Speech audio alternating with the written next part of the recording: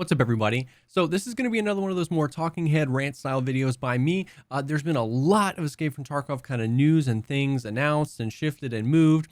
And I think we're all a little disappointed about Streets being pushed back a little bit. But the more I've kind of thought about it and the more I've reflected on everything that we've talked about, I'm actually incredibly excited for what could come over the next 6-8 months for Escape from Tarkov. And instead of doing more like a news and kind of gathering all that specific information, because a lot of other content creators like Noise Guy and One Peg and Pestily have done really amazing jobs at doing that, and I would recommend you watch all their videos, I wanted to talk about some thoughts I had around why some of these things that maybe get glossed over a little bit more could be incredibly impactful to the game and why I'm super excited about it. So I'm Jessekazam. Thank you so much for stopping by. I stream Escape from Tarkov on Twitch. My links will be down below. But with all that stuff out of the way, let's just go ahead and dive into the video.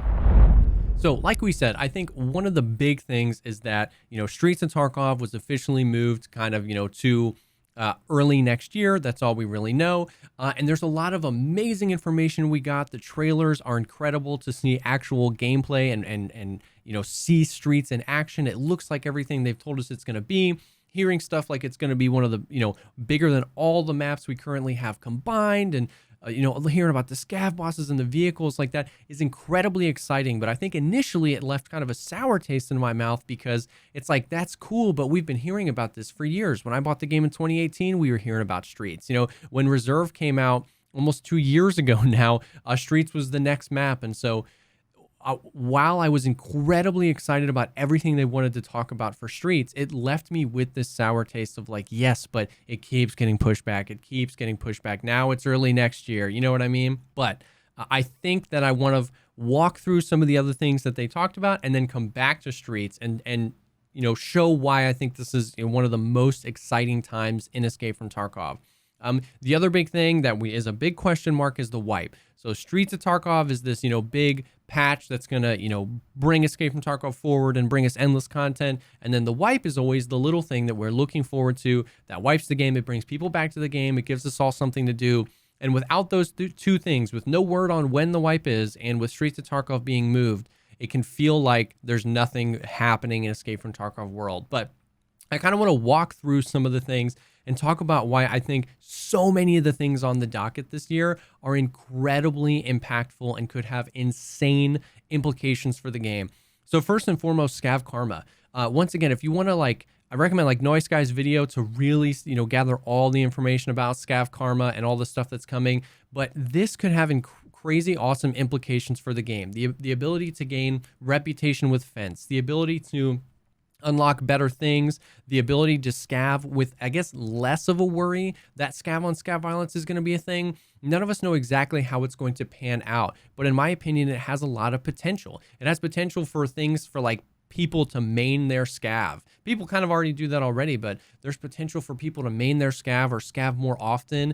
A whole kind of area of the game unlocked where people scav, and some people don't do it often, some people do it a lot, but now there's missions behind it. Now there's rewards behind it. Now there's stuff to be unlocked behind it. Now, what kind of gear are the scavs going to be able to do? What kind of incentives? Of course, they could ruin it or they could do it poorly, but I think my point is that people maybe underestimate that this could be, a whole new area of content, a whole new area of gameplay experience to engage with. We get a map expansion, and that's cool. We get some new guns, that's cool, but that stuff seems to fade really quickly. Scav karma in and of itself could be an entire new gameplay loop that brings hundreds of hours of enjoyable content each wipe when our scavs reset or whatever.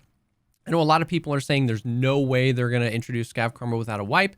In my opinion, I really think it's, kind of a toss-up, 50-50. People are saying that it needs to do it when a wipe because you scav more often. I scav a lot when I'm early on in the wipe, yeah, but I'm not going to be wanting to do missions or invest extra time. I'm just scavving to get specific items. Late wipe, when I don't really have anything to do on my PMC, I'm so much more likely to be scavving every single 20 minutes it's available when this new feature is added because I don't have anything else to do. So that's my 2 cents.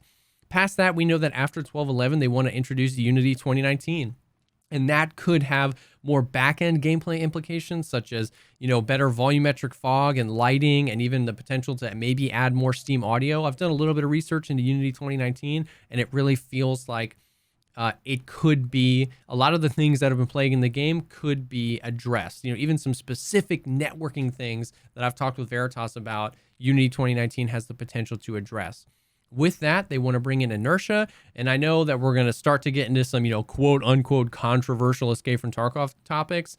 I think the thing with inertia is that almost every single game that you enjoy and play has it. Apex Legends has it. CSGO has it. I'm pretty sure Rainbow Six and Fortnite have it. We're not talking about real life levels of inertia where it takes you 10 to 15 steps to slow down. I think a little bit would go a long way to help with kind of some of the absolutely ridiculous movement spam that can happen in Escape from Tarkov.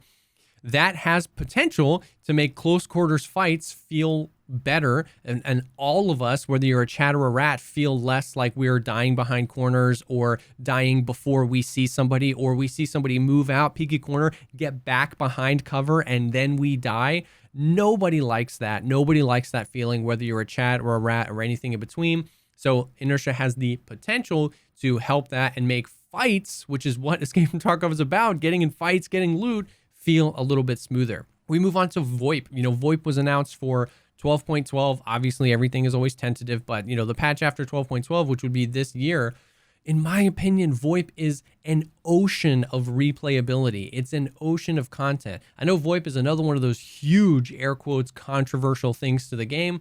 I think, I'll state this up front before I get into it. You can turn VOIP off, so that's it. If you don't want it, if you think it's going to be toxic, you can just turn it off. There's settings already in the game to turn it off. If you can turn it off, that's fine. I think it will 100% be toxic for the first few weeks. Some because people are just toxic, and some people because they want VoIP to be toxic, so they will be the toxicity to prove their point. That's my guess. But I think it'll level out, and I think in a game like Escape from Tarkov, we will be incentivized to use VoIP well. We will be incentivized to, engage and really get into these raids, especially when bigger maps like Streets come out, and talk to each other, especially early wipe. I personally think it'll level out and be fun. You look at games like DayZ, where I played DayZ, and it seems like everything is against DayZ. It seems like the player controller is rough, and the graphics are weird, and the animations are like weird, and movement is weird, and all that stuff. But it's a super fun, engaging experience because you can write these stories with people. You can form alliances. You can meet people and, travel with them and then betray them or do whatever you want. And I think the fact that you can just turn VoIP off and completely engage with Tarkov the way it is now is great. But I think VoIP could long-term, the way I see it, provide an insane amount of replayability to the game. The ability to craft these stories, to meet up with people, to help someone with a quest, to take on scav boss together, to storm dorms together and do stuff and split the loot. I think that, of course, there's going to be some weird moments and some toxicity, but I think that it provides, at the very least, it will provide a crazy amount of additional replayability and content to the game.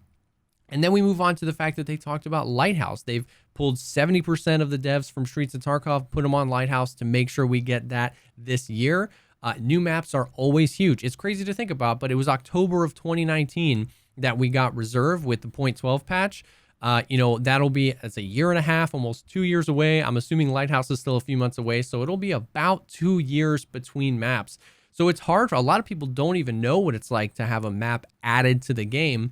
It provides a ton of content because it's another map that you want to get into, master, and learn.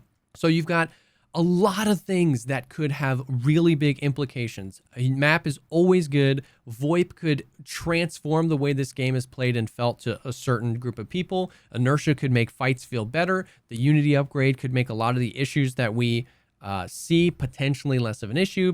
Scav Karma is an entirely new game loop, and all of those things are planned to come out over the next few months. That's a lot. That is a lot of content. And then sprinkle in between all that with patch 12.11 and 12.12, new scav boss on factory, new guns like the Scar. I'm sure a bunch of new gear and new guns that will come in 12.12, the optic rework. This is a lot. And I think that is the thing that I kept coming back to that has me incredibly excited, is that originally it felt like all the cool stuff got pushed. We have no idea when a wipe is, and Streets got pushed. Okay, well, what do we have? But working through this, those 3 or 4 features that I just talked about could potentially have hundreds or thousands of hours of replayability to the game that we don't already have. And I already love playing the game that we have today. I stream it 6 days a week and I love playing it. So I think the more I think about this stuff, I'm incredibly excited. And then to kind of compound it all, you know, even if they get Streets out in Q2 of 2022, if it's like, you know, May before they get Streets out, they say early 2022, let's push it even farther and say they get it out in May, that first iteration of Streets. Having Lighthouse come out in, you know, whenever it does this year, September, October, and then Streets, the first iteration of Streets 6 months later, once again, it will be almost 2 years between a map being added, which was Reserve, and the next map being added, which will be Lighthouse. There was almost an entire year between Labs coming out and then Reserve coming out. So if they're saying that they're going to add all these things, Scav Karma, the Unity upgrade, Inertia, VOIP, they're going to give us a map, and then somewhere in the next 6, even 8 months, they'll give us Streets of Tarkov. That is a mountain of content. That is a mountain of fun things and new ways to engage in this game.